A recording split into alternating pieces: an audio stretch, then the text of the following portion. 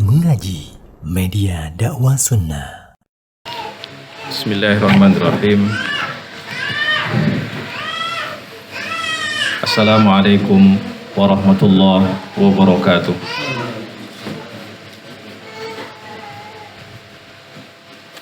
Innal hamdalillah nahmaduhu wa nasta'inuhu wa nastaghfiruh wa na'udzu billahi min shururi anfusina wa sayyiati a'malina. May yahdihillahu fala mudilla lahu wa may yudlil fala hadiya lahu. Asyhadu an la ilaha illallah wahdahu la syarika lahu wa asyhadu anna Muhammadan abduhu wa rasuluh. Allahumma shalli ala Muhammadin wa ala alihi wa ashabihi wa man tabi'ahum bi ihsanin ila yaumiddin. Faqala ta'ala ya ayyuhalladzina amanu taqullaha haqqa tuqatih wa la tamutunna illa wa antum muslimun.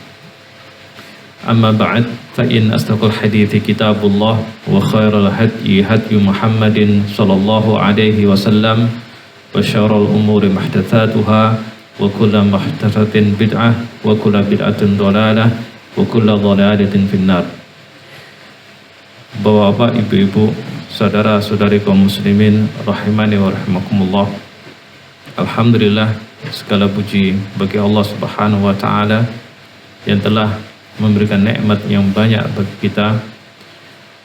Pagi ini kita bisa berkumpul kembali di dalam majelis ilmu untuk mempelajari hukum-hukum Allah Subhanahu wa taala. Semoga Allah Subhanahu wa taala senantiasa memberkahi kita dan memberikan kepada kita ilmu yang bermanfaat. Amin. Kaum muslimin rahimani wa rahimakumullah. Pagi ini kita meneruskan pelajaran kita di dalam membaca kitab Riyadhus Shalihin yang disusun oleh Al-Imam An-Nawawi rahimahullah ta'ala. Kemarin kita sudah membaca bab Al-Waqar dan Sakinah, bab Waqar dan Sakinah. Sekarang kita masuk pada bab berikutnya, yaitu babu ikramid dhaif, bab memuliakan tamu. Bagi Bapak Ibu yang membawa kitabnya atau terjemahnya, silahkan dibuka bab ikramid dhaif, bab memuliakan tamu.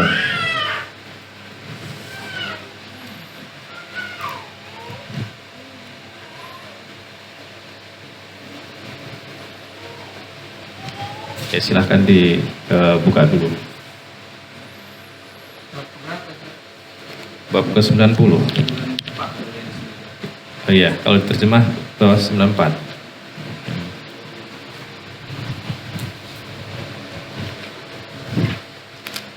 Halaman 55.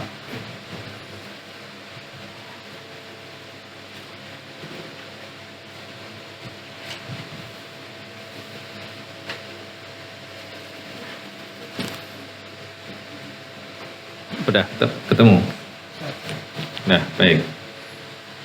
Qala al-mu'allif rahimahullah ta'ala, berkata pengarang kitab ini, yaitu Al-Imam An-Nawawi rahimahullah ta'ala, babu ikramid dhaif, bab memuliakan tamu. Qala Allah ta'ala, telah berfirman Allah Subhanahu wa ta'ala, hal ataka hadithu dhaifi Ibrahim al-mukramin iddakhalu alaihi faqalu salama qalu salamun qaumun munkirun faragha ila ahli fajaa bi'ijlin samin faqarrabahu ilaihim qala ala ta'kulun. Surah Az-Zariyat ayat 24 sampai 27. Pada awal bab ini Al-Imam An-Nawawi rahimahullah ta'ala menukilkan firman Allah Subhanahu wa ta'ala di dalam surah Az-Zariyat ayat 24 sampai 27 yang menceritakan tentang bagaimana Nabi Ibrahim alaihissalam kedatangan tamu, lalu beliau menjamu tamunya, memuliakan tamunya. Firman Allah Subhanahu wa ta'ala, hal ataka hadithu dhaifi Ibrahim al-mukramin. Bukankah telah datang berita kepada engkau, wahai Muhammad, kisah tamu Ibrahim yang mulia. Tamu-tamu Ibrahim yang mulia. Iddakhalu alaihi wa qalu salama. Qalu salamun qaumun munkarun. Pada saat mereka bertamu ke rumah Ibrahim alaihissalam, mereka mengucapkan salam. Kemudian dibalas dengan salam juga. Dan mereka adalah qaumun munkarun. Maksudnya munkarun di sini nggak pernah dikenal. Orang asing. Bukan mungkar maksudnya orang yang berbuat buruk, enggak. Maksudnya mungkarun di sini, mungkar artinya nggak pernah dikenal. Nah, para ulama menjelaskan kepada kita, ya, para ulama menjelaskan kepada kita sebagaimana Al-Imam Ibnu Katsir dalam tafsirnya ketika menafsirkan ayat ini, bahwa tamu-tamu ini adalah para malaikat. Tamu-tamu ini adalah para malaikat yang berubah wujudnya menjadi manusia yang para pemuda, ya. Para pemuda yang tampan.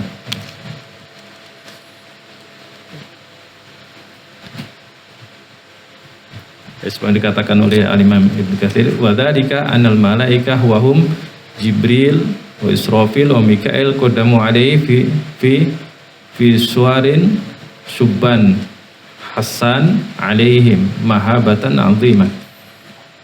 3 orang malaikat yang datang, yaitu malaikat Jibril alaihissalam, Israfil alaihissalam, Mikail alaihissalam, yang berwujud pemuda yang tampan, yang alaihim mahabah azimah, yang berwibawa.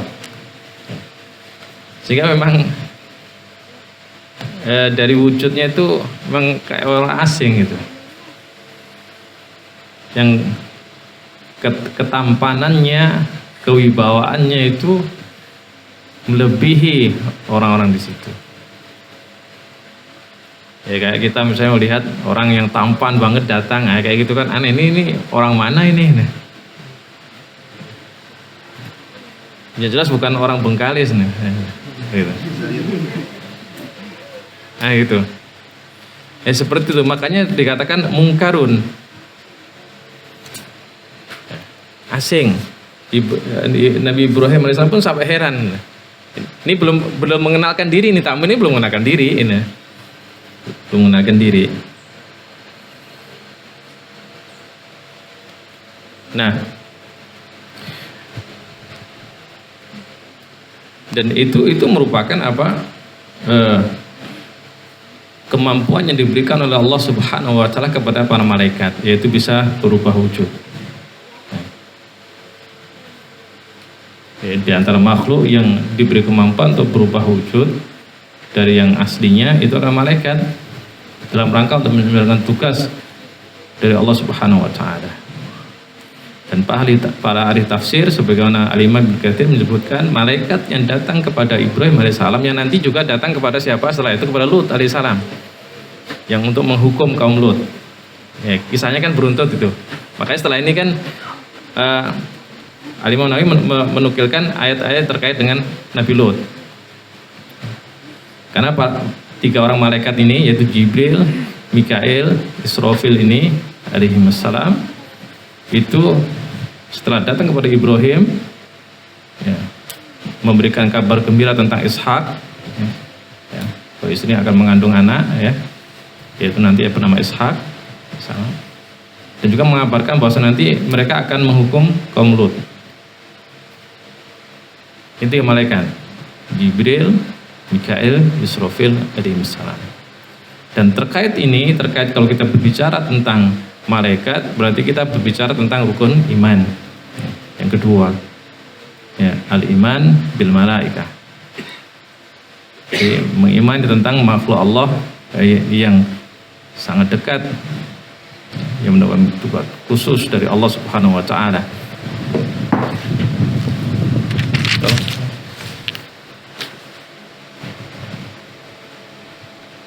Oleh karena itu ketika kita berbicara tentang malaikat, maka kita tidak boleh hanya berdasarkan perasaan atau kabar-kabar yang tidak jelas asalnya. Ketika berbicara tentang malaikat karena terkait dengan permasalahan gaib, maka harus berdasarkan Al-Quran dan hadis yang sahih, baik tentang wujudnya, nama-namanya maupun tugas-tugasnya. Di antara yang sahih berdasarkan Al-Quran dan Sunnah yang dikabarkan oleh Allah Subhanahu wa Ta'ala, Rasulullah SAW, adalah malaikat Jibril alaihissalam. 3 malaikat ini. Yang pertama Jibril alaihissalam, malaikat yang mendapatkan tugas dari Allah untuk menyampaikan wahyu para nabi dan rasul. Seperti sebagaimana firman Allah Subhanahu wa Ta'ala di dalam surah Al-Baqarah ayat 97. Allah katakan, "Kul man kana aduwan li Jibril fa innahu nazzalahu ala qalbika bi idznillah musaddiqan lima baina yadayhi wa hudan wa busyra lil mu'minin." Tugas malaikat Jibril itu adalah menyampaikan wahyu pada para nabi dan para rasul. Kemudian ya juga diantara malaikat yang disebutkan dalam Al-Quran, Sunnah Nabi Sallallahu Alaihi Wasallam adalah Mikail, malaikat Mikail.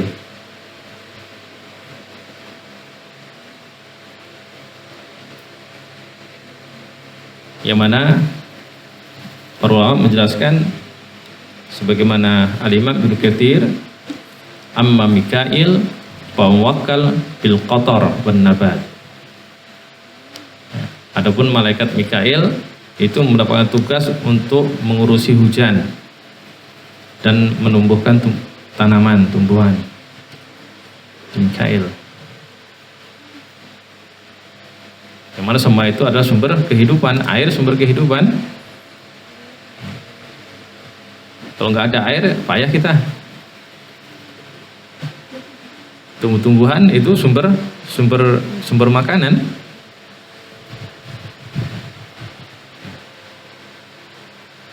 Maka ini suatu yang luar biasa dari malaikat Mikail. Kemudian ada juga malaikat Israfil. Yang mana kata para ulama sebagaimana Ibnu Katsir rahimahullah, beliau menjelaskan Israfil muwakkal bin nafkhi fis sur bil qiyam minal qubur wal hudur yaumil ba'tsi wan nusyur.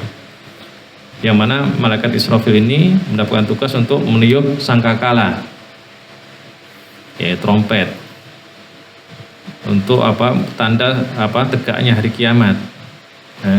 Kemudian habis itu sebagai tanda dibangkitkan manusia dari kubur. Kemudian sebagai tanda untuk dikumpulkan di padang mahsyar.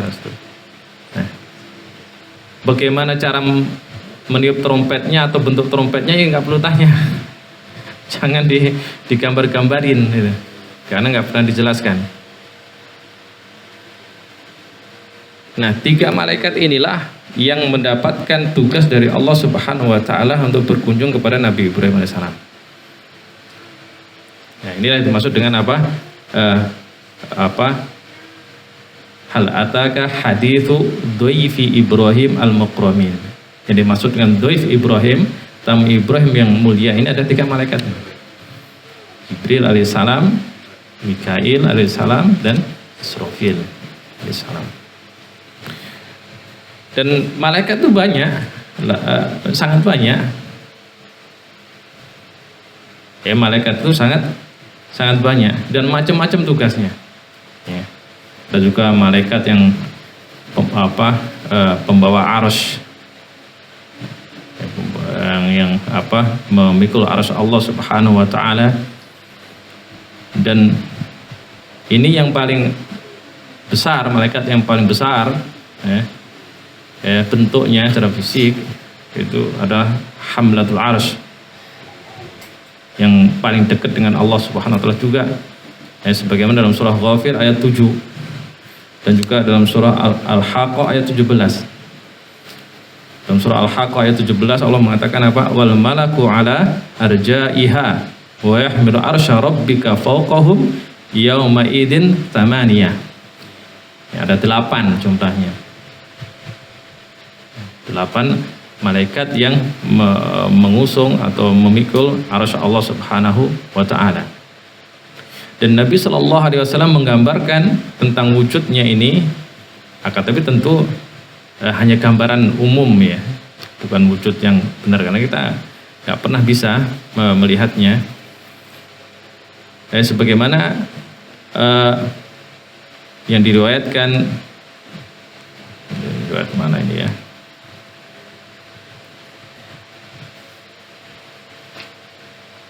Hadis ini sahih diriwayatkan oleh Al-Imam Abu Dawud.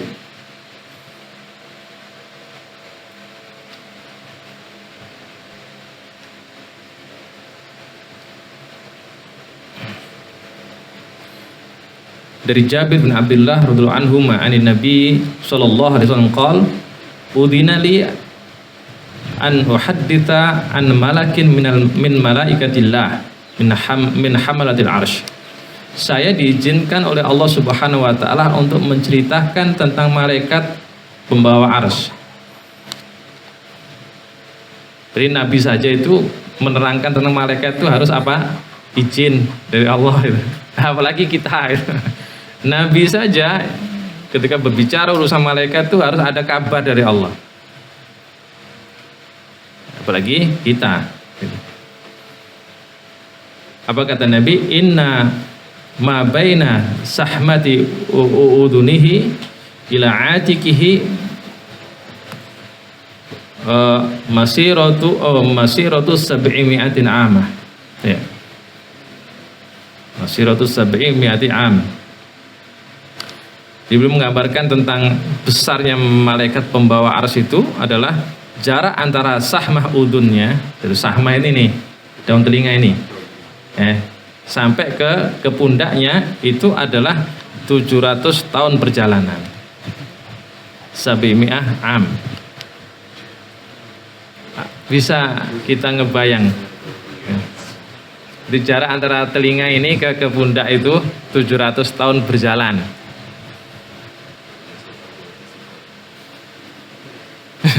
Berapa jaraknya? Itu nggak tahu, makanya kita gedenya malaikat itu nggak tahu. Makanya nggak tahu.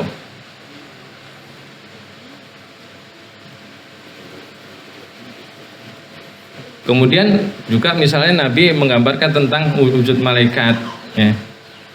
Seperti misalnya malaikat Munkar Nakir yang malaikat yang bertugas memberikan pertanyaan kepada orang yang sudah dikubur dengan pertanyaan yang sederhana sebenarnya, man rabbuk wa man nabiyyuk wa madinuk.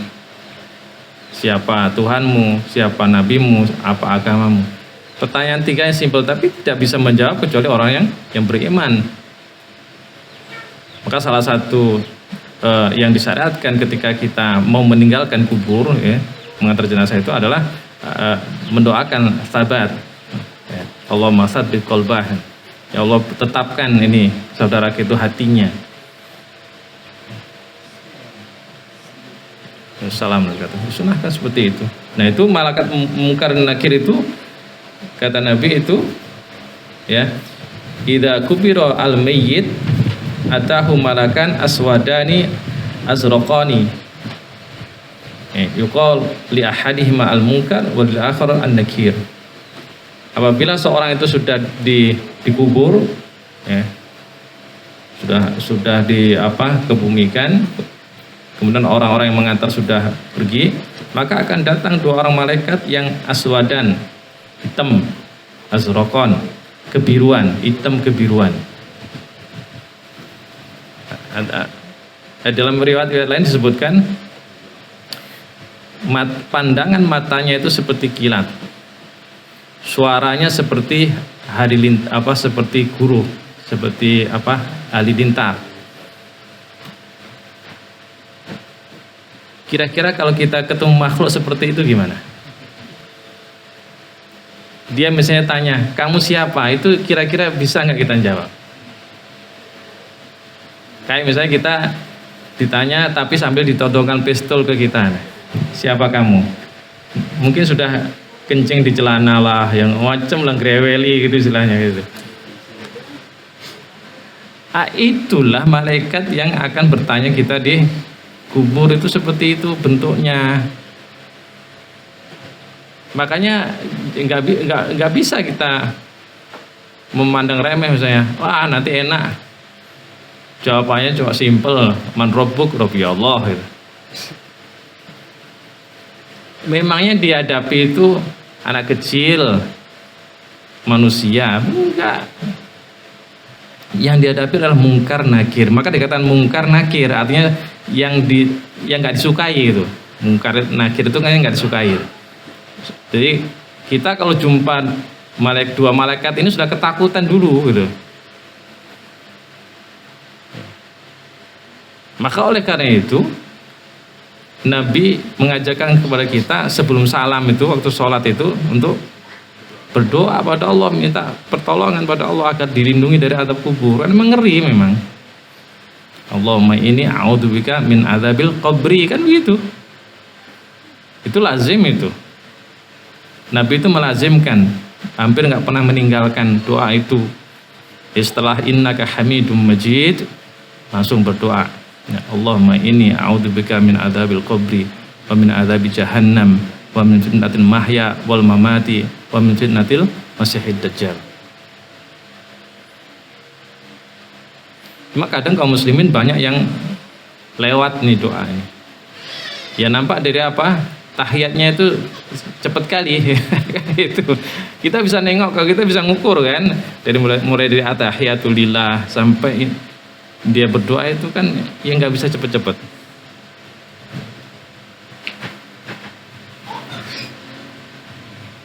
Nah ini pentingnya seperti ini. Ini bagian dari al-iman bil malaika. Ya, sehingga dengan kita tahu betul tentang permasalahan iman bil malaika itu akan menimbulkan keimanan yang tinggi, ya, dan seterusnya. Kemudian para ulama terkait masalah al-iman bil malaikah ini, yang disebutkan secara umum di dalam Al-Quran maupun hadis Nabi Sallallahu Alaihi Wasallam itu adalah terkait tugas, ya, terkait tugas malaikat. Adapun namanya itu yang betul-betul jelas dicantumkan di dalam Al-Quran maupun hadis yang sahih itu hanya 8 saja. Hanya 8. Sedangkan yang lainnya sifatnya umum. Misalnya hamalatul arsy, malaikat yang membawa arsy begitu. Malakul maut, malaikat pencabut nyawa, seperti itu. Jadi yang betul-betul jelas teks namanya disebutkan di dalam Al-Quran dan hadis sahih itu hanya 8 saja. Hanya 8. Yang pertama Jibril alaihissalam. Yang kedua Mikail.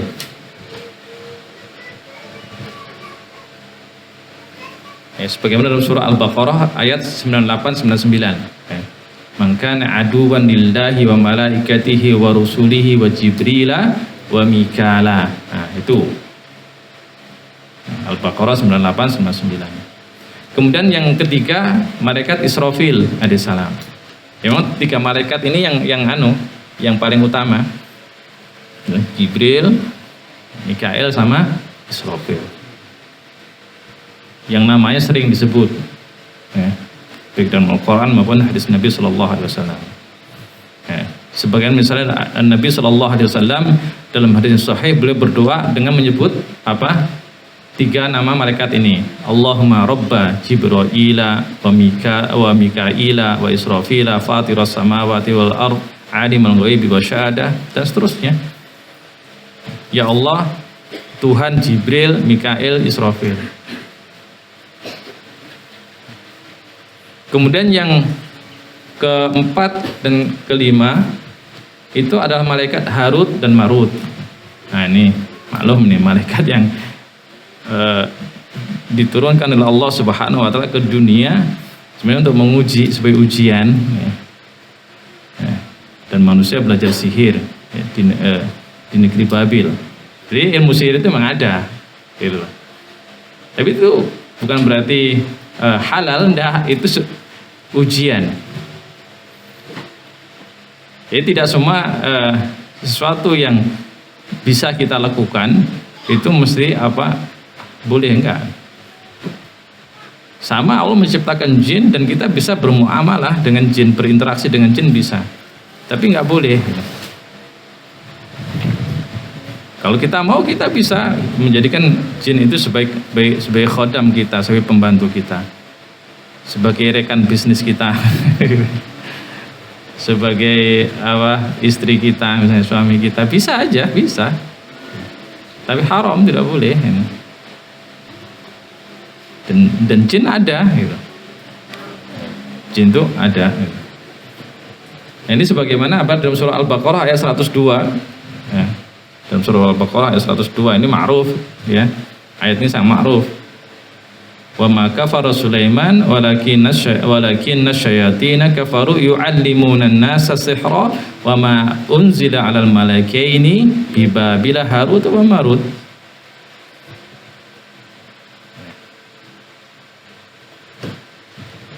Wa ma yu'allimani min ahadin hatta yaqula innama nahnu fitnatun fala takfur. Nah, jadi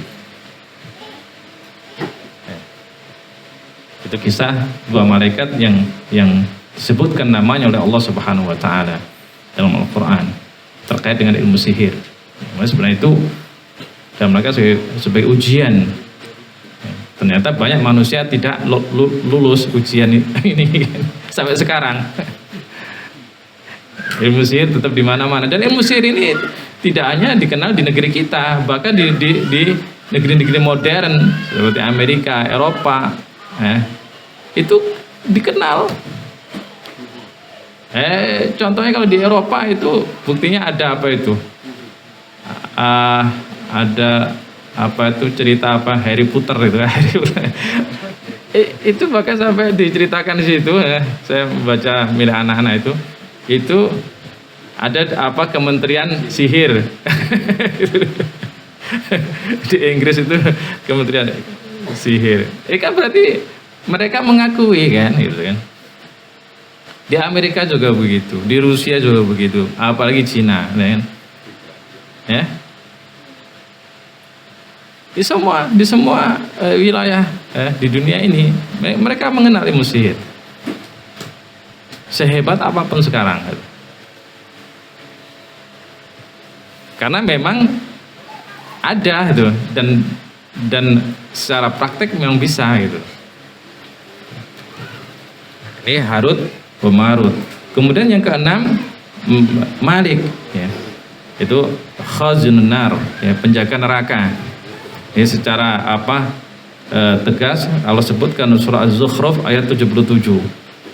Wa nadau ya Malik liyaqdi alaina rabbuk qala innakum makithun.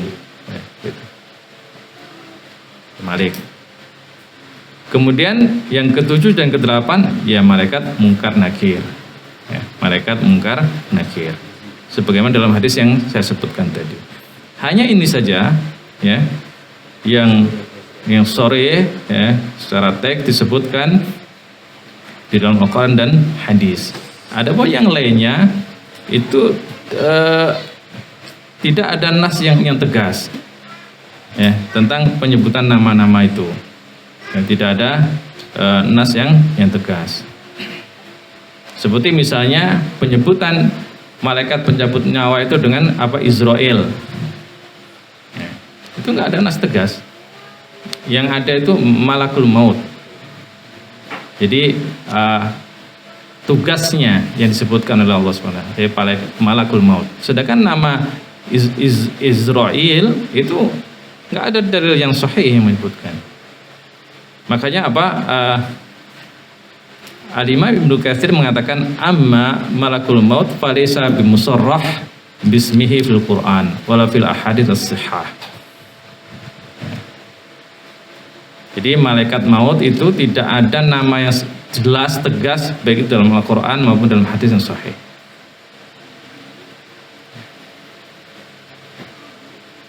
Begitu pula Fadilatul Syekh bin Baz dan juga yang lainnya ketika ditanya tentang masalah penamaan malakul maut itu Israel, itu sama. Tidak ada nas yang tegas dari Al-Quran maupun hadis sahih yang menunjukkan namanya itu Israel. Kemudian yang juga terkenal yang lainnya itu Ridwan, malaikat penjaga surga. Biasanya kan dikenal 10 kita. Ridwan juga begitu. Memang ini masyhur sebagai nama malaikat penjaga surga. Akan tapi tidak ada dalil tegas dalam hal ini. Tidak ada dalil tegas. Kemudian juga malaikat Al-Karubiyun, itu juga masyhur di kalangan para ulama. Tapi ini pun nggak ada dalil yang tegas. Atau nama-nama yang lain yang mungkin kita dengar. Jadi yang jelas 8 tadi. Yang ya dia bukan nama gitu. Sama kayak apa Hamalatul Arsy itu. Sedangkan yang punya nama tersendiri secara khusus ya tadi aja 8 tadi. Ya, Jibril, Mikail, Israfil, kemudian Malik penjaga kemudian Munkar Nakir, kemudian siapa? Harut, Marut. Ini 8. Dan ingat kaidah umum di dalam berbicara, ketika berbicara yang gaib, ya kita tidak boleh berbicara kecuali ada nas yang tegas, yang sharih, yang jelas dari Al-Quran maupun hadis Nabi Shallallahu Alaihi Wasallam. Kalau tidak, maka kita berbicara dusta atas nama Allah Subhanahu wa Ta'ala. Nah, kembali lagi ke tadi.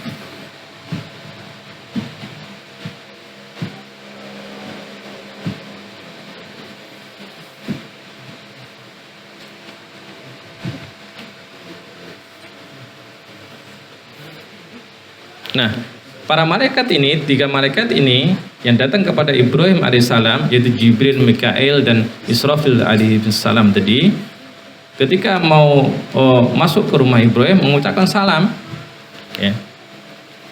mengucapkan salam. Dan Ibrahim pun menjawabnya. Dan ini merupakan apa? Adab.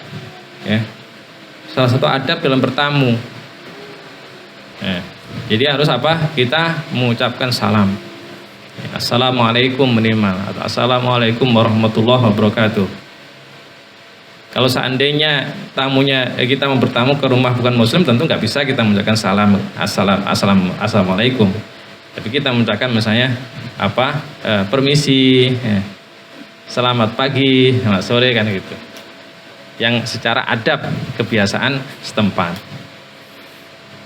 Karena kita tidak boleh mendahului memberikan salam kepada orang kafir dengan tahiyah Islam, yaitu assalamualaikum.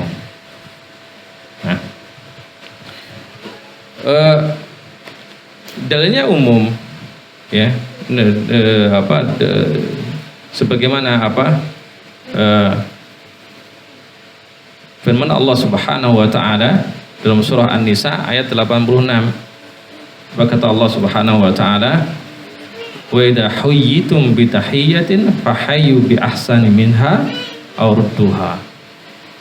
Apabila kamu dikasih salam, diucapkan salam, maka balas yang lebih baik atau minimal semisal. Jadi kalau misalnya kita diucapkan assalamualaikum, maka afdolnya kita balas assalamualaikum warahmatullahi. Nah, gitu.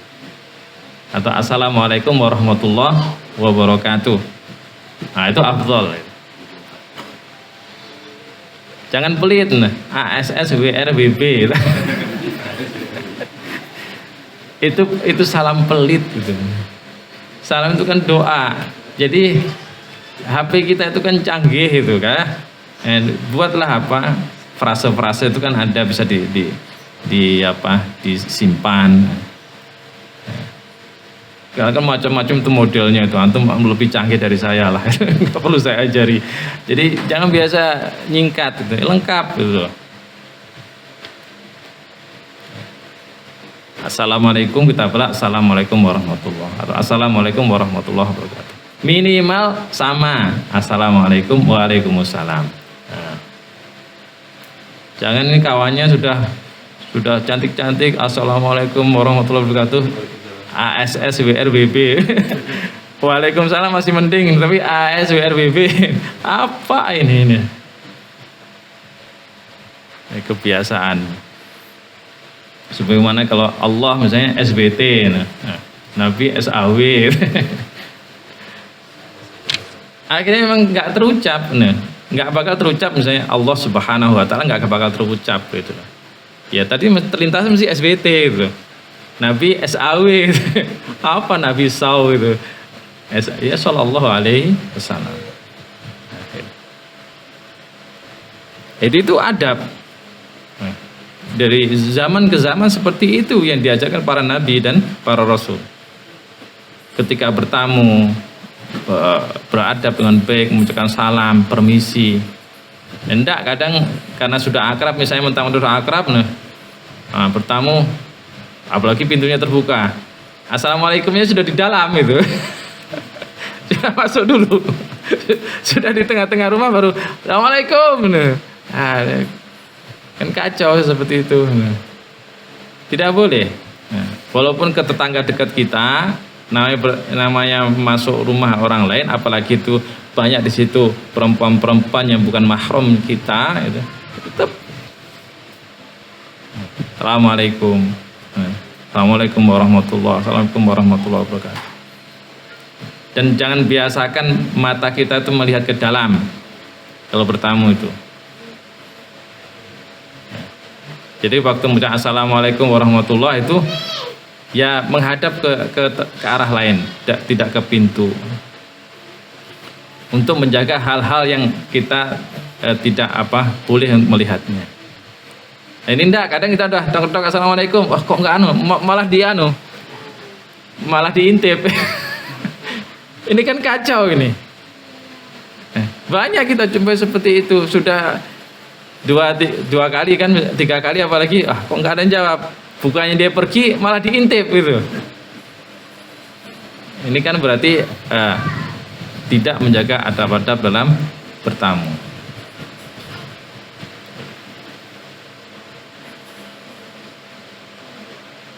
Begitu pula yang tuan rumahnya itu juga jangan dibiarin tamunya itu jerit-jerit gitu. Ya, assalamualaikum, diam aja, mikir dia siapa ya, ngapain ya, kok ribet banget sih hidup gitu. Kalau nggak mau bilang aja nggak mau gitu. Kadang tamunya itu dibuat menunggu lama dan seterusnya. Tapi enggak seperti itu. Tamu itu disambut dengan baik dan jangan dibiarkan dia berlama-lama menunggu kita. Sebagaimana yang dicontohkan oleh Nabi Ibrahim alaihissalam ini. Maka begitu sudah didudukkan, dimasukkan ke rumah, maka apa yang dilakukan? Beliau menjamu, faragha ila ahli faja'a bi'ijlin samin. Faqarrabahu ilaihim qala ala ta'kulun. Masya Allah, itu adab yang luar biasa dalam diyafah, di dalam memuliakan tamu, menghidangkan hidangan tanpa tamu itu harus meminta kepada kita. Jangan sampai tamu kita minta ada air putih Pak, Bu. Waduh, itu malu kita itu. Kalau sampai tamu kita ngomong kayak gitu, ada air putih Pak, Dan nggak perlu ditanya, mau minum Pak Bu. Tak usah itu. Mau makan apa? Nah, hidangkan dulu minimal air putih dulu sama apalah kadarnya. Nah, nanti baru ditanya, nah, mau apa lagi? Kayak gitu. Ini enggak, air putih aja juga tak dihidangkan. Gitu. Saya ingat dulu guru saya waktu di pondok, masya Allah beliau, rahimahullah, sudah meninggal. Jadi di meja rumah beliau itu nggak pernah kosong dari namanya minum sama kue-kue. Iya, kayak lebaran itu. Pokoknya kapanpun kami datang masuk itu mesti ada itu. Masya Allah itu. Saya ingat betul guru saya. Ya. Beliau jaga betul masalah ikram ad-dhaif ini, memuliakan tamu.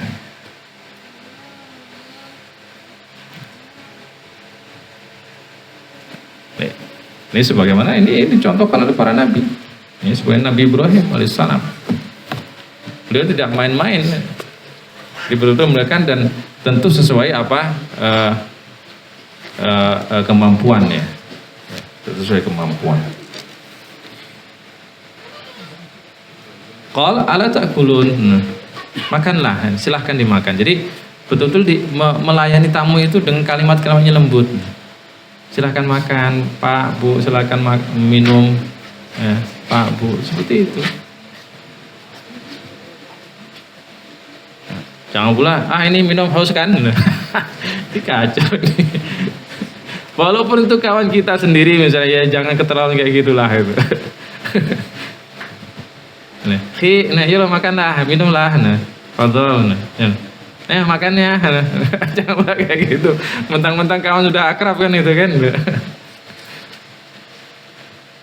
Kadang orang itu ada masanya dia baper gitu.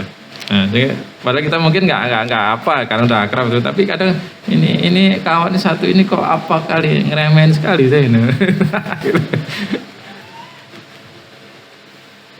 Jadi kita memuliakan tamu kita. Nah, kemudian setelah itu Al-Imam An-Nawawi rahimahullah taala menyebutkan kisah tamunya dari Nabi Lut alaihissalam. Yang sebenarnya ini berurutan. Jadi 3 malaikat yaitu Jibril alaihissalam, Mikail, Israfil tadi alaihissalam setelah datang bertamu kepada Nabi Ibrahim, ya, memberitahu tentang bahwasanya akan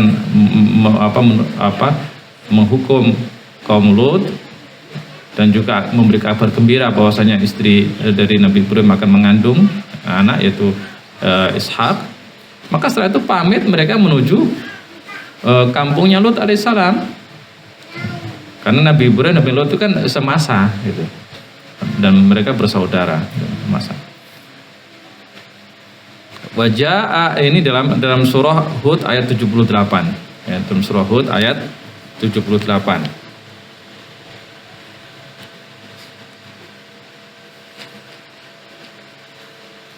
Ya, dalam surah Hud ayat 78 apa kata Allah Subhanahu wa taala, wa ja'ahu qaumuhu yuhra'una ilaihi wa min qablu kanu ya'maluna sayyi'at.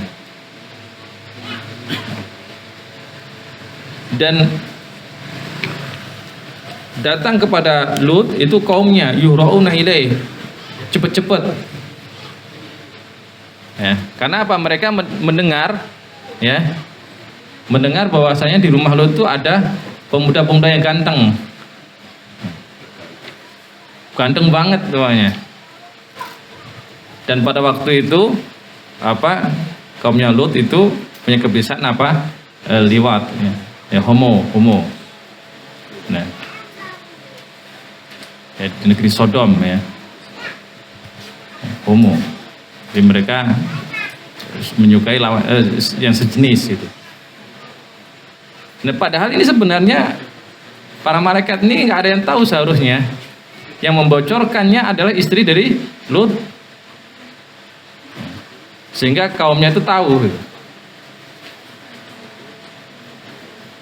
Makanya istri Nabi Lut itu termasuk yang diazab oleh Allah Subhanahu wa taala, masuk kategori orang-orang yang kufar, yang kafir. Yang diazab oleh Allah Subhanahu wa taala.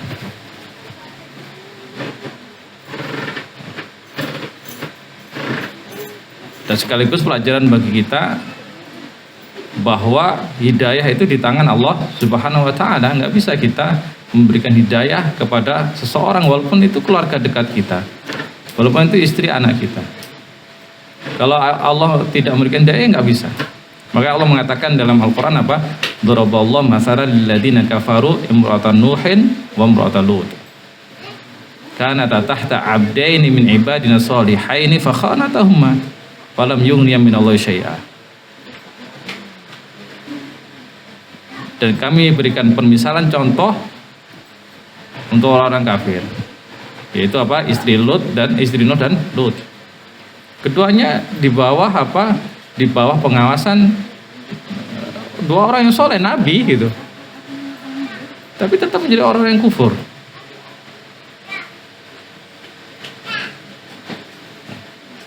Termasuk ini istri Lut nih.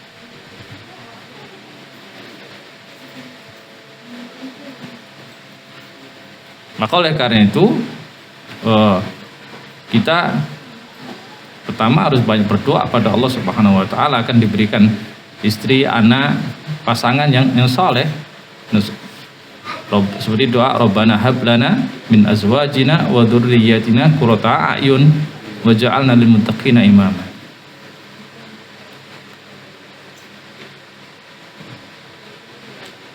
Supaya apa? Pas kita, pasangan kita pas.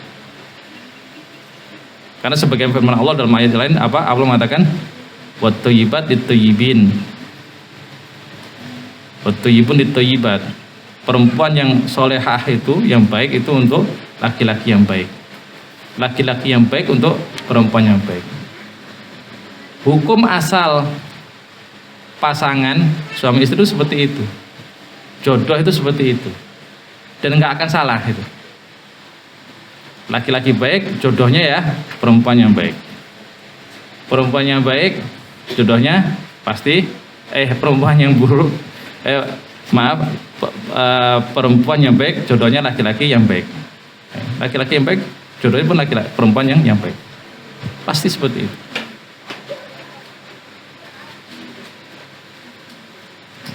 Jarang terjadi seperti kasusnya Nabi Nuh, Nabi Lut, atau sebaliknya misalnya kisah dari istri Fir'aun. Wa daraballahu mathalan lil ladzina amanu imra'ata Fir'aun id qalat rabbi ibni indaka baitan fil jannah wa najjini min fir'aun wa 'amalihi. Kalau dalam kasus istri Fir'aun yang kafir siapa? Suaminya. Tapi ini sedikit yang seperti ini, jarang. Umumnya ya laki yang baik dapat perempuan yang baik, laki yang buruk dapatnya perempuan yang buruk juga. Setara dia. Nah, oleh karena itu kalau ada kasus-kasus rumah tangga, seorang suami atau istri ya sudah introspeksi masing-masing. Nah, jangan saling merendahkan. Oh, kamu itu memang gak usah diatur. Ya sebenarnya istri itu cerminan suaminya gitu. Atau sebaliknya, suami itu cerminan dari istrinya. Karena pasangan itu nggak meleset gitu. Dalilnya umum tadi. At-thayyibat it-thayyibin. At-thayyibun it-thayyibat. Ini faedah yang luar biasa ketika kita sedang ada masalah-masalah rumah tangga. Ya, ketika kita berselisih dengan istri, dengan suami, introspeksi. Alah, Bang D, ya, kita ini kan sudah jodoh, setali 3 uang. Kalau kita kayak gini, kita seperti ini memang. Ya sudah, itu. Apa sekarang salah-salah kita ini? Ayo kita perbaiki bareng-bareng. Tak usah saling menyudutkan, merendahkan sebagainya. Yang kita kalau sudah dijodohkan berarti kita setara. Kebaikan kita maupun keburukan kita. Dari situ kita akan bisa bareng-bareng bangkit, introspeksi dan memperbaiki rumah tangga kita dengan baik. Nah, yang seperti ini, yang konsep-konsep dasar-dasar hukum seperti ini, usul seperti ini, kita harus paham. Sehingga pas, tepat kita dalam memecahkan, mensikapi suatu masalah.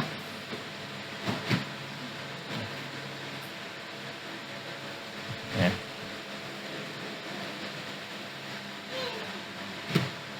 Mengapa ini saya ungkapkan? Kebetulan ini ada kaitannya dengan kisah Nabi Lut yang istrinya termasuk orang kufur, padahal di bawah bimbingan seorang nabi. Kadang ada sebagian dari kita itu menjadikan dalil. Kalau istrinya salah itu, wah ini kamu kayak mirip istrinya Nabi Lut kamu itu. Gitu. Dikit-dikit diancam nanti bidadari yang di surga marah sama kamu. Nah, seperti itu. Begitu pula sebaliknya, misalnya istri suaminya yang agak kacau, istrinya bilang nanti aku berdoa kayak doanya istri Fir'aun.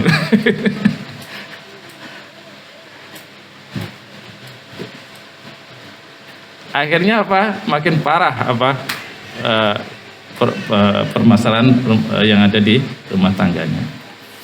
Nah, sehingga apa? Karena mendapatkan informasi seperti itu, oh ini cepet-cepet nih kaumnya pilot, wah ini lumayan nih, 3 orang ganteng ini. Makanya yuhro'un ini lah berebut, sampai berebut mereka. Maka dikatakan yuhro'un itu rebutan itu, banyak orang nih. Sampai di depan pintu Nabi Lut, sehingga sampai Nabi Lut kaget. Wih, ini gimana ini? Takut Nabi Lut. Wah, ini kacau ini. Ini juga menunjukkan apa? Bahwasanya kita ketika punya tamu, keselamatan, kehormatan tamu itu tanggung jawab kita sebagai tuan rumah, gitu. Kita harus membela gitu. Jangan pula ada tamu kemudian ada masalah, tamunya udah urusi sendiri. Ini kacau kita kayak gitu. Jadi salah satu adab dalam ikram ad-duyuf, ya, bagian dari memuliakan tamu itu kita melindungi, membantu urusannya, menjaga kehormatannya. Seperti yang dilakukan oleh Nabi Lut alaihissalam. Nabi Lut ini belum tahu loh ya, belum tahu juga ini kalau ini malaikat nih, tiga-tiganya belum tahu gitu. Dia taunya dikira apa aja, manusia biasa aja. Sampai beliau mengatakan, ya qaumi haula'i banati huna atharu lakum fattaqullaha wa la tukhzuni fi dhaifi. Nah, jelas tuh. Alaysa minkum rajulun rasyid. Wahai umatku, wahai masyarakat, ini loh anak-anak perempuanku. Maksudnya anak perempuan ini bukan anak perempuannya Nabi Lut ya. Nabi Lut anak perempuannya cuma berapa sih? Diceritakan 2. Tapi ini manzilah Nabi. Nabi itu kalau dalam kaum itu seperti ayah gitu loh, bagi semua. Nabi itu kalau bagi kaumnya sebagai ayah dia, bapak bagi semua gitu. Sehingga maksudnya banati itu adalah perempuan-perempuan di kampung beliau semuanya. Wahai kaumku, perempuan itu lebih bagus. Ngapain kok kalian nyari laki-laki gitu loh. Jadi maksudnya banati itu bukan khusus anak dari Nabi Lut saja, enggak, tapi masyarakat kaum wanita yang ada di kampung beliau semua, itu namanya banat. Karena beliau berbicara sebagai seorang nabi, dan nabi adalah walidu qaumi, bapak kaumnya. Lebih bagus seperti itu. Ini carilah perempuan, ngapain kalian cari laki-laki? Bertakwalah, takutlah kalian pada Allah, jangan membuat merusak harga diriku gara-gara kamu ganggu tamuku, wala tuhzuni fi dhaifi. Jadi ini beliau melindungi tamunya dengan luar biasa. Nah, baru kemudian sudah nggak bisa dicegah, ini sudah mau didobrak, pokoknya sudah memaksa diri, sudah memaksakan diri untuk masuk.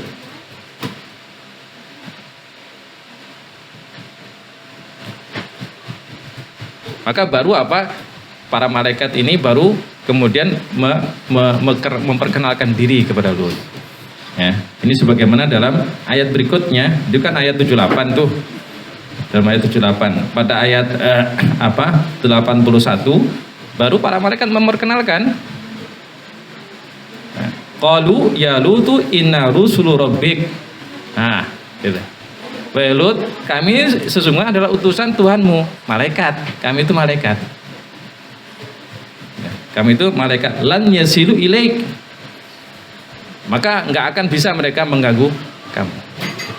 Maka pada waktu itu diceritakan oleh para ulama sebagian dalam tafsir Ibnu Katsir, begitu sudah memperkenalkan diri langsung malaikat itu menghantam orang-orang yang ada di depan rumah Nabi Lut, sehingga semuanya buta.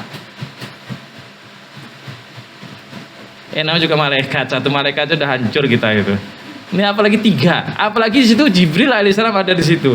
Kan udah nggak bisa lah itu. Terus nggak bisa dilawan dah. Yang datang ada 3 malaikat yang paling mulia, Jibril, Mikael, Israfil. Baru Nabi Lut ngeh, oh ternyata malaikat, pantes. Maka oleh karena itu kemudian para malaikat ini memberitahu Nabi Lut untuk pergi karena akan turun azab dari Allah Subhanahu wa taala kepada kaumnya. Ya. Maka apa kata malaikat? Fa asri bi ahlika bi qit'in minal lail wala yaltafit minkum ahadun illa imra'atak. Innahum musibuha ma asabahum. Inna mau'idahum as-subh. Alisa subh fi qarib. Maka waktu itu langsung Nabi Lut disuruh pergi keluar dari kampung pada malam itu karena nanti azab itu akan turun subuh dan dikisahkan dengan sangat detail dalam kitab tafsir tentang bagaimana misalnya nanti kampung itu akan dibalikkan dan kemudian Allah turunkan hujan batu yang musawwamah. Musawwamah, jadi dia itu batu itu sudah tertulis nama-nama dari orang yang akan diadab itu, sehingga kemanapun perginya batu itu akan ngejar itu. Ya. Na'udzubillah min dzalik. Jadi kalau Allah sudah menurunkan adab itu nggak akan ada yang bisa bersembunyi.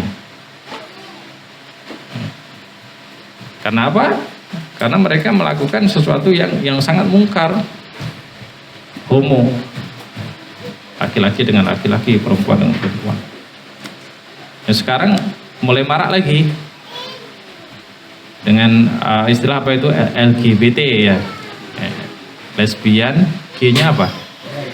Oh ya, lesbian, G, bisek ya, B itu biseksual ya, biseksual transgender ya betul. Sekarang itu lagi betul-betul dikampanyekan, didukung oleh komunitas internasional. Ya kita harus cegah.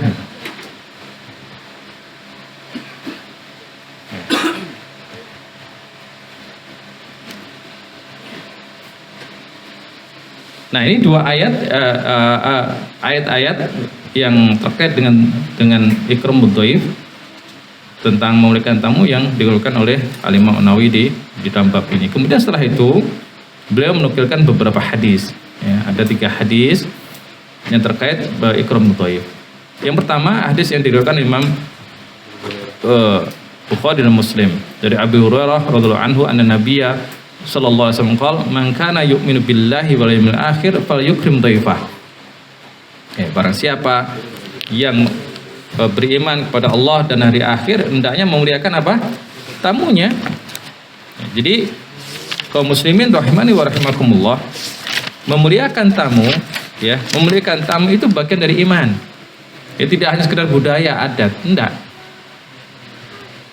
Tapi adalah bagian dari wujud keimanan kita kepada Allah Subhanahu wa taala.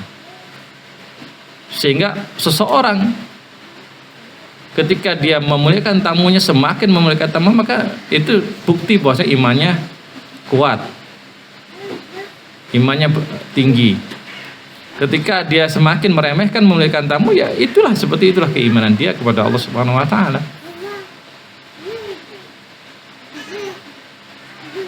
Jadi untuk menilai bagaimana tingkat keimanan seseorang, maka salah satu caranya dengan melihat dia bagaimana memuliakan tamu.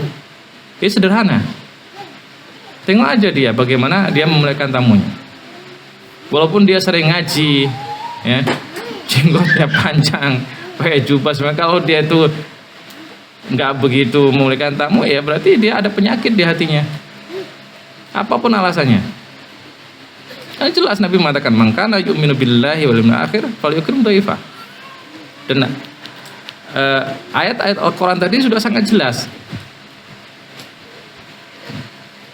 bagaimana para nabi, para rasul itu mereka semua memuliakan tamunya, bahkan terhadap orang tidak dikenal. Makanya Imam Ibnu Katsir ketika menafsirkan ayat-ayat tadi mengatakan sampai-sampai sebagian ulama menghukumi wajib menyambut tamu yang tamu walaupun nggak dikenal. Misalnya ada orang sedang safar, kemudian tiba-tiba mau capek sebagainya, kemudian Assalamualaikum Pak, numpang istirahat. Nah itu wajib kita disambut, itu tamu. Kalau tamunya kayak minta proposal waktu colok, seperti apa? Apa itu? Tamunya datang minta proposal untuk lampu colok.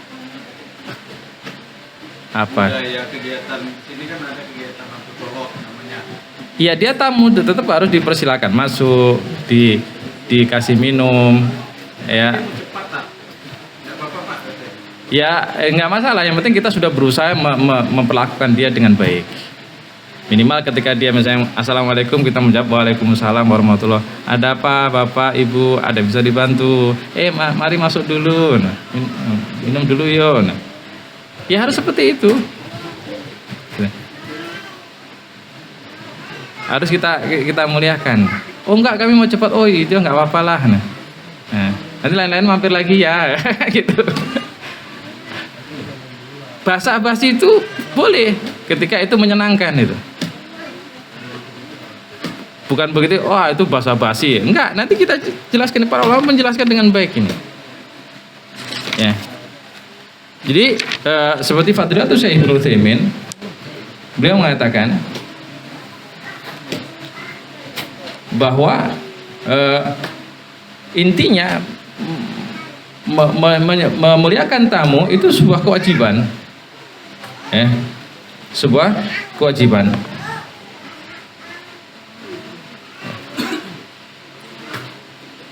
Yang paling sangat ditekankan itu yaumun wa lailah, sehari semalam 24 jam. Itu sangat ditekankan itu.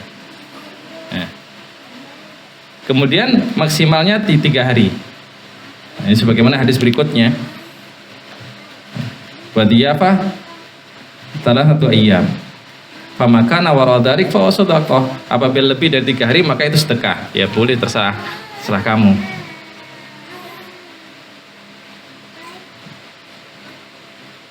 Jadi Islam tuh Masya Allah sangat perhatian. Makanya rasanya tidak mungkin ada orang itu nggak suka sama seorang muslim kalau betul-betul mempraktekkan seperti ini. Gitu. Rasanya nggak ada orang yang nggak suka sama seorang muslim kalau memang dia betul-betul mempraktekkan ayat-ayat Al-Quran maupun hadis Nabi yang berbicara tentang ikramud dhaif, memuliakan tamu. Pasti senang. Paling menyenangkan kalau ketemu seorang muslim itu ramah, memuliakan tamu. Wah, pokoknya enak banget. Dan ikramud dhaif yakhtalif bihasbi ahwalid dhaif. Kata Fadilatul Syekh Ibnu Utsaimin, memuliakan tamu itu tergantung kondisi. Enggak mesti satu dengan lain sama. Antara tamu satu sama tamu lain sama, enggak mesti. Ya tergantung kondisi. Pertama ya kondisi dari yang tuan rumah. Ya. Kemudian juga kondisi tamu. Kalau orang kita punya kemampuan, ngapain hanya memberikan air putih? Kalau kita mampunya lebih, ya berikannya lebih. Mampunya kita ngasih makan daging macam, keluarkan semua. Ada juga memang orang yang kaya dia mampu untuk itu, maka keluarkan. Jangan mampunya memberikan minuman yang baik, yang bagus, macam bagus, yang dikeluarkan minimal terus. Enggak. Atau sebaliknya memaksakan diri. sehingga akhirnya harus berhutang untuk menyambut tamu. Itu banyak juga kayak gitu, bukan di kampung-kampung banyak juga seperti itu. Nah itu juga nggak boleh, jadi tengah-tengah gitu.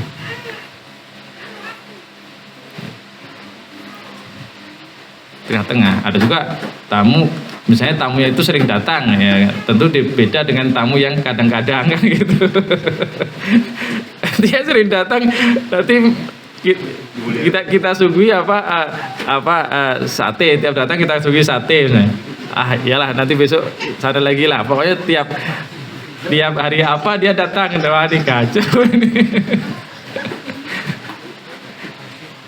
Jadi kalau saya melihat penjelasan para ulama tentang bagaimana cara menyambut tamu itu kembali kepada urf, adat, kebiasaan setempat, kan beda-beda. Dari daerah lain itu kadang beda, atau dari zaman ke zaman juga beda, sesuai dengan adat. Seperti apa cara menyambutnya. Yang penting tidak ada hal-hal yang melanggar syariat. Seperti misalnya menyambut tamu dengan tari-tarian, itu kan tentu itu melanggar misalnya kan. Ada kan apa itu namanya, tari apa itu menyambut tamu itu? Apalah namanya itu. Saya nggak mau nyebut nanti apa pula.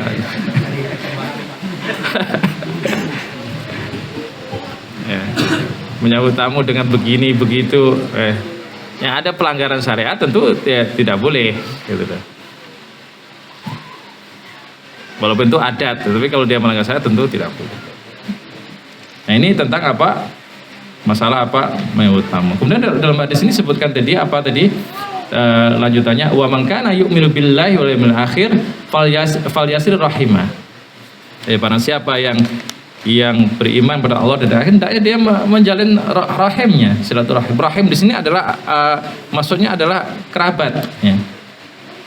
Rahim di sini adalah kerabat. Kerabatnya, keluarganya, ya. Misalnya apa? Saudaranya, ya, saudara laki-laki, perempuan, keponakan, paman, bibi, sepupu dan seterusnya dari kerabatnya. Nah, itu menjalin silaturahim, ya, dalam Islam itu sangat dianjurkan. Jadi hubungan dengan paman, bibi kita, keponakan kita, sepupu kita, ya, kakak, abang kita, adik-adik kita, ya. Dengan apa? Dengan sesuatu yang baik, ya. Tidak ada ketentuan khusus bagaimana caranya. Pokoknya bagaimana caranya menyenangkan, membuat hubungan keluarga itu semakin baik. Ya. Boleh jadi kita menyenangkan keluarga kita, famili kita itu boleh jadi hanya sekedar ngobrol gitu. Misalnya saudara kita sudah kaya, sudah punya jabatan. Kalau kita bawa harta pun dia sudah nggak butuh sebenarnya. Bahkan mungkin kasihan sama kita, ngapain kamu kesini bawa itu, no. Kadang malah gitu kan. Tapi mereka kadang cuma butuh kita itu datang ngobrol. Gitu. Itu aja udah seneng gitu. Ada orang-orang seperti itu, dia seneng, ya, melihat saudaranya berkunjung, ngobrol, walaupun sebentar. Dan itu penting gitu. Dan itu bagian dari iman kepada Allah Subhanahu wa Ta'ala. Dan betapa banyak dari kita kadang meremehkannya seperti itu. Sehingga kita kadang, waduh, kalau sama kawan tuh, ya akhi, ya ukhtin, sama keluarganya sendiri, ini kan kacau ini, kayak kacau juga itu. Tidak boleh seperti itu Bapak Ibu. Ya, karena makna dari silaturahim, ya, rahimah di sini bukan kawan, ya. Memang betul-betul keluarga yang ada hubungan darah gitu. Walaupun makna silaturahim itu kalau dalam bahasa Indonesia itu sudah umum, ya, artinya menjalin hubungan antar masyarakat. Itu boleh-boleh saja, itu kan bahasa yang sudah diadopsi. Tidak ada masalah gitu. Tapi kalau mengacu kepada pengertian syariah yang termasuk silaturahim dalam hadis-hadis Nabi Shallallahu Alaihi Wasallam itu adalah hubungan darah. Makanya kita diharuskan menjaga hubungan dengan saudara kandung kita, abang, adik, kakak, keponakan kita, sepupu kita, paman, bibi kita, atau yang agak jauh. Ya. Tapi kalau diruntut-runtut masih satu kakek. Ya. Kalau itu semua satu kakek, apa itu Adam alaihissalam, iya juga. Nah, maksudnya bukan begitu. Nah, ya yang masih apalah, bisa ditelusuri. Nah ini bagian dari iman pada Allah Subhanahu wa taala. Wa man kana yu'minu billahi wal yawmil akhir falyakul khairan aw liyasmut. Masyaallah. Dan juga di antara bagian dari iman itu adalah apa? Berkata yang baik atau diam. Yang berkata yang baik. Mengucapkan zikir subhanallah, alhamdulillah, Allahu akbar, la ilaha illallah, itu adalah perkataan yang baik. Dan sebagai perkataan adalah zikir. Membaca Al-Quran itu perkataan yang baik. Memperbanyak istighfar, memberikan nasihat, mau'izah, amar ma'ruf nahi munkar, itu perkataan yang baik. Berdakwah, memberikan nasihat, itu perkataan yang baik. Mengajar, itu perkataan yang baik. Bahkan walaupun bercanda yang itu membuat senang orang-orang yang di sekitar kita, itu perkataan yang baik.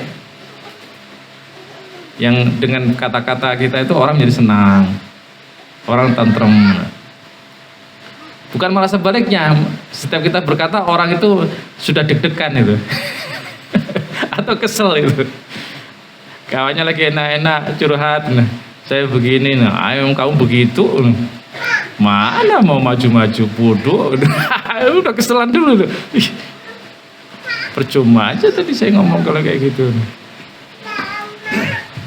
Coba kalau kita sebaliknya, Masya Allah ya akhi, antum itu luar biasa, potensi ente itu mantap, cuma antum aja yang belum tahu. Saya kasih tahu.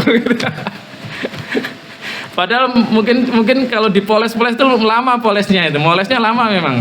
Tapi kita kita kasih kata-kata yang manis, mendorong gitu loh. Hendak kadang kawannya sudah susah, sedih, nah. Kadang nggak tahu apa dilakukan, malah ditekan lagi.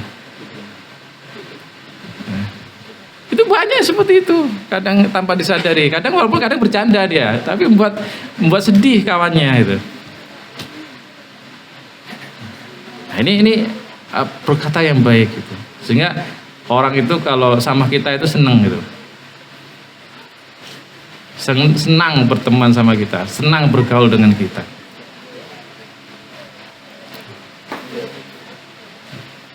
Itu maksud dari apa? Falyakul khairan. Kalau tidak bisa seperti itu, kita nggak bisa jujur, nggak bisa berzikir pada Allah, nggak bisa menyenangkan orang, bisa hanya membuat kata yang menyedihkan, bohong, bahkan maksiat. Maka liyasmut, diam itu lebih bagus. Ya udah diam aja itu. Makanya para ulama mengatakan apa? Bahwasanya apa? Para ulama mengatakan man somata naja wa man takallama fa innahu ala khatar. Barang siapa yang diam maka selamat dia. Barang siapa yang berbicara dia berada dalam bahaya. Dan juga para ulama mengatakan bahwasanya fasukutu min dhahab. Diam itu emas gitu. Ya, diam itu emas. Karena orang yang diam itu lebih selamat. Makanya para ulama itu banyak kalau ditanya itu apa? Wallahu a'lam.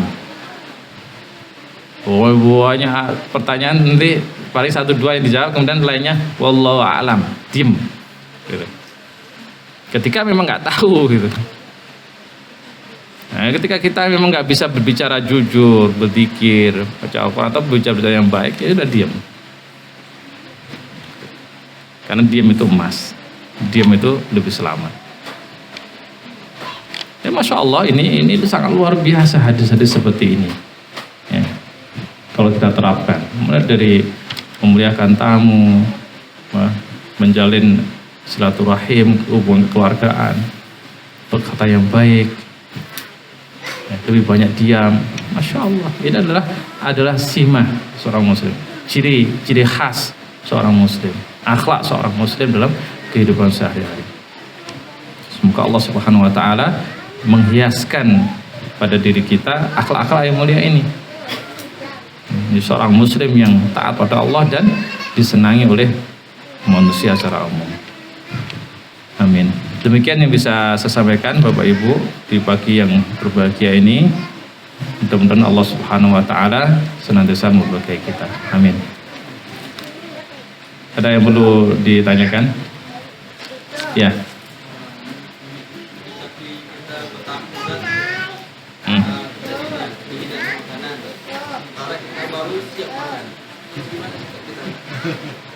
Ya, kalau memang masih bisa makan. Karena itu juga dalam rangka untuk menghormati tuan rumah. Nah, tapi kalau misalnya kita sudah memang kenyang kali, maka sampaikan permohonan maaf secara halus. Nah, mohon maaf Bapak Ibu, saya betul-betul nih nggak bisa makan nih. Nanti kalau saya makan nanti malah menyusahkan Bapak Ibu, saya sakit. Karena kekenyangan. Tapi kalau memang masih bisa ya dimakan. Dengan cara apa, sedikit aja. Kan kadang dituangkan tuh. Sedikit aja lah. Nah, sedikit. Apa? Ya itu gini, kembali ke adat ya. Kira-kira misalnya minta bungkus itu dalam adat daerah tersebut itu layak enggak? Nah, cuma biasanya kalau di tempat kita itu nggak layak kan gitu. Ini tamu mintanya dibungkus. Gitu.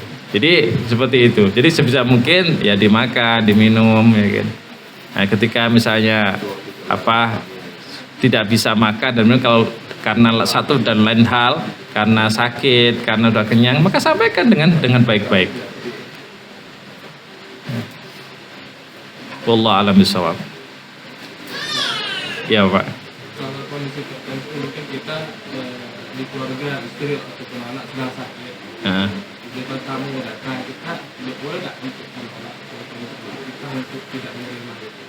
Ya, bagaimana kalau seandainya pas di rumah itu ada keluarga kita sakit, mungkin istri, anak, kemudian dan memang kondisinya memang tidak memungkinkan untuk menerima tamu, boleh nggak kita menolak? Ya boleh. Ya boleh, karena itu alasan termasuk udzur yang diperbolehkan. Dan bagi yang bertamu juga harus memaklumi. Jangan memaksa. Wah, sakit begitu aja ditolak. ini tamunya pun anda aja.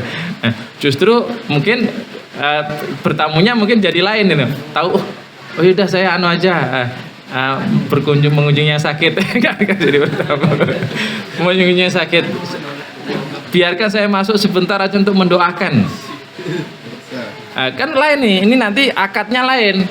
Gitu loh. Berarti tidak ada kewajiban bagi melayani. Justru yang berkunjung yang melayani. Kan begitu, kayak iyadatul marid itu mengunjungi orang sakit itu malah hak dari yang sakit. Dan kita yang bawa oleh-oleh. Malah kita yang melayani. Gitu. Nah, ini juga penting. Tamunya yang harus peka ya kalau kayak gini nih. Dia harus merubah niatnya. Oh sakit tuh Pak, Masya Allah, siapa yang sakit? Oh ya kebetulan saya ada sedikit keahlian nih. Atau paling nggak saya mau doain lah, mau doain. Oh iya silahkan. Tapi kalau memang misalnya mohon maaf dokter mengatakan harus istirahat, bahkan tidak boleh dikunjungi apapun. Oh ya kalau begitu saya doakan dari jauh. Jadi antara tuan rumah sama tamunya sama-sama menjaga adab. Sama adab. Ya Pak ya. Ya. Kita menyebut dia sakit. Itu kan kadang ada kata-kata doain saya ya. Gimana Ustaz? Iya, ya boleh kita menjenguk orang sakit, boleh sebagaimana Nabi menjenguk pelayan beliau, gulam beliau yang Yahudi gitu.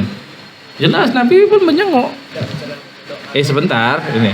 Artinya kita bertamu ke rumah orang non muslim itu boleh. Nabi pun seperti itu. Kita ma'ruf itu kisah. Nabi punya pembantu Hulam, ya, pembantu laki-laki Yahudi sakit dan nanti akan meninggal itu. Nabi jenguk dan waktu itu Nabi minta untuk dia masuk Islam, bersyahadat. Akhirnya anaknya mandang ke ayahnya, ya udah kamu ikut aja sama Muhammad. Ayo bersyahadat. Artinya boleh bertamu ke non muslim kemudian menjenguk dia sakit. Mendoakan boleh, iya boleh mendoakan. Ya Allah, berilah dia kesembuhan dan hidayah. Gitu, ada embel-embelnya gitu. Supaya masuk Islam gitu. Boleh. Ya. Ya. Waalaikumsalam. Terkait tentang tadi, boleh nggak kita melakukan kehati-hatian? Kalau dilihat tadi kan siapapun boleh bertamu, bahkan orang yang tidak dikenal dari di zaman kondisi saat ini kan terkadang ada penipuan-penipuan, Pak. Ada orang yang ingin berniat buruk terhadap kita. Apakah bolehkah kita tidak membukakan pintu untuk orang-orang yang tidak kita kenal dan berpikirkan itu? Ya boleh. Boleh. Makanya masalah menerima tamu itu kembali kepada adat, ada situasi juga. Sehingga kalau misalnya di daerah tersebut dalam kondisi-kondisi atau masa tertentu itu memang lagi marak tamu-tamu tidak dikenal dan berbahaya, maka boleh kita hati-hati.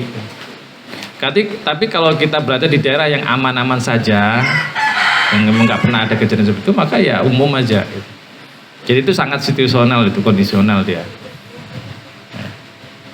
Ketika situasinya kurang aman dan banyak kejadian, maka boleh kita menseleksi, boleh.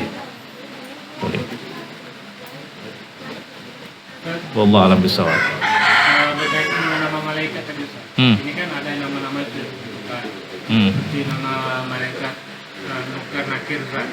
Jadi kalau berkenaan dengan jumlahnya itu, apakah nama itu satu jumlah namanya atau? Enggak, emang satu. Ya Jibril satu aja, Mikael satu, Israfil satu, Harut Marut juga satu-satu, ya. Munkar Nakir satu-satu. Apakah mereka dalam menjalankan tugas sendirian? Enggak, ada awannya, anak buahnya ada. itu bos-bosnya itu loh. Misalnya malaikat Mikael yang mengurusi hujan sama tumbuh-tumbuhan, ya dia bosnya itu, pimpinannya. Nah, anak buahnya banyak. Malaikat Malik penjaga neraka itu pimpinannya, anak buahnya ada kayak gitu. Awan ya namanya. Wallahu a'lam bishawab. Ya, Raqib dan Atid itu tidak para ulama tidak mengkategorikan sebagai nama dia. Dia malaikat tapi menyebutkan sifatnya. Tapi bukan nama khusus, maka dikatakan Raqib Atid. Raqib itu dekat. Dekat. Nempel terus, artinya dia memang Dia memang malaikat yang ditugasi untuk mendampingi manusia. Dan ini banyak jumlahnya. Raqib Atid ini nggak satu, itu banyak. Setiap orang ada satu malaikat. Gitu. Dua bahkan ya, dua. Kalau yang mencatat dua dia kiri kanan. Kayak kebaikan itu kanan, kemudian kiri itu yang kebaikan. Kemudian ada satu lagi. Ya.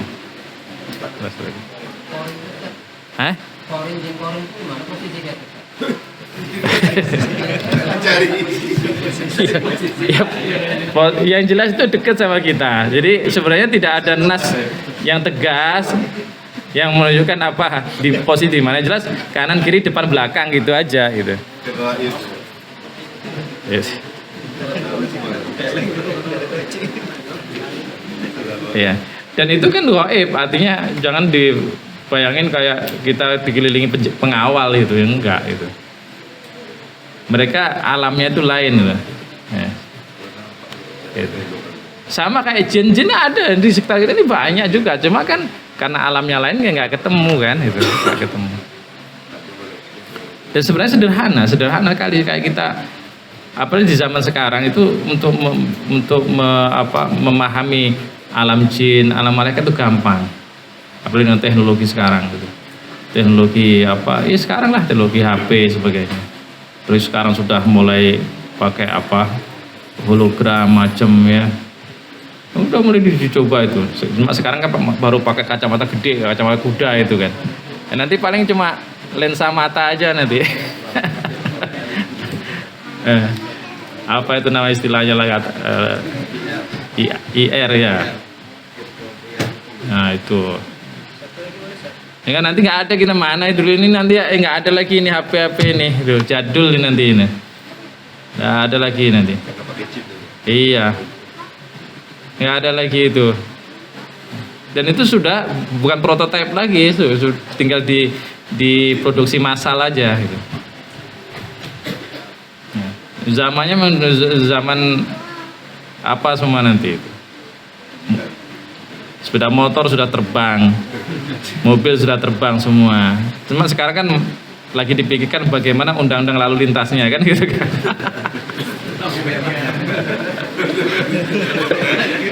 Batas wilayah. Kan prototipe itu memang kalau prototipe masih udah prototipe itu enggak, itu memang sepeda motor terbang kan tinggal diproduksi massal aja, tinggal nunggu waktu, bukan prototipe lagi gitu. Kita aja yang masih terbelakang kali gitu. Makanya kayak di dalam hukum tanah syariah dalam Islam itu penguasaan atas tanah itu ke atas ke bawah gitu. Ke atas bawah gitu. Dan itu sebenarnya hukum internasional juga begitu. Penguasaan wilayah itu ya atas bawah. Nah kalau nanti zamannya kita ketemu zaman itu ya mungkin nanti bangunan kan parkirnya tidak di bawah lagi, parkiran di atas. Nah, terbang semua kok, parkiran di atas kan berarti. Kapan dah zaman itu? Tapi ya begitu. Dan hukum Islam itu memang dia akan terus sesuai dengan zamannya. Fikih Islam itu sesuai dengan zamannya sampai yaumul qiyamah. Ya nanti nggak jual tanah, jual udara itu.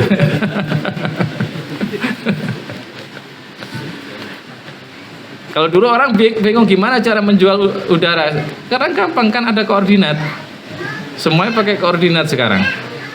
Dan itu sudah mulai diterapkan di HP kita.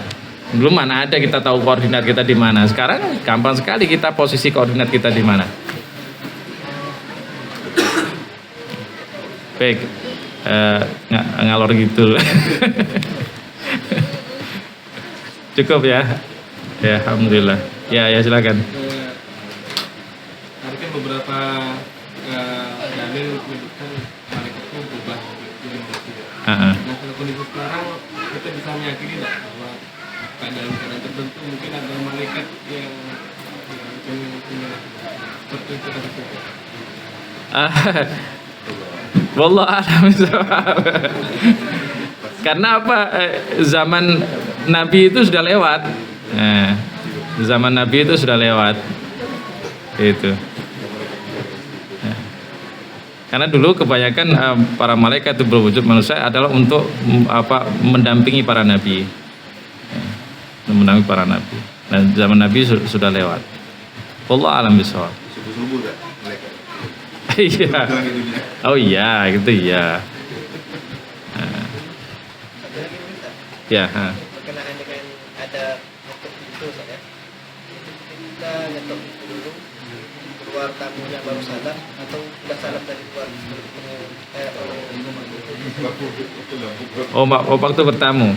Ya, waktu bertamu ya mengucapkan salam ya ketika mengetuk pintu itu. Assalamualaikum, tok tok tok. Sampai 3 kali. Ketika 3 kali nggak apa ya balikin. Nah sekarang kan zaman modern ya pakai HP dulu. Manfaatkan itu sama kayak mengetuk pintu sebenarnya. Nah, jadi sebelum datang telepon dulu.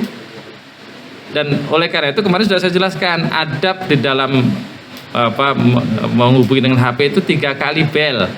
Begitu det udah gitu. Jangan sampai 10 kali. Itu maksa namanya itu. Kecuali kondisi darurat, ingat ya. Nah ini enggak, kondisi biasa pun kalau ngebel sampai 10 kali. Ada kawan tuh kebiasaan gitu. Saya ingat itu dia itu. Saya pun nggak blokir, tapi saya ingat model dia itu. Kalau belum dijawab tuh mau 5 kali, 6 kali itu. Dibel terus. Jadi kalau sudah 3 kali, ya sudah diemin aja. Paling kirimlah apa SMS atau pesan. Ya udah. Tunggu sampai dia balas. Nah, baru ngangkat lagi. Kecuali kalau emergency, ya, mendesak, ya itu lain soal. Ya. Kalau enggak biasa-biasa, jangan biasakan seperti itu. Wallahu a'lam bishawab. Kita akhiri. Semoga Allah Subhanahu wa taala memberkati kita semua, melindungi kita semua dari adab kubur dan adab neraka, dan memasukkan kita semua ke surganya. Amin. Subhanakallahumma bihamdik asyhadu an la ilaha illa anta astaghfiruka wa atubu ilaik. Assalamualaikum warahmatullahi wabarakatuh.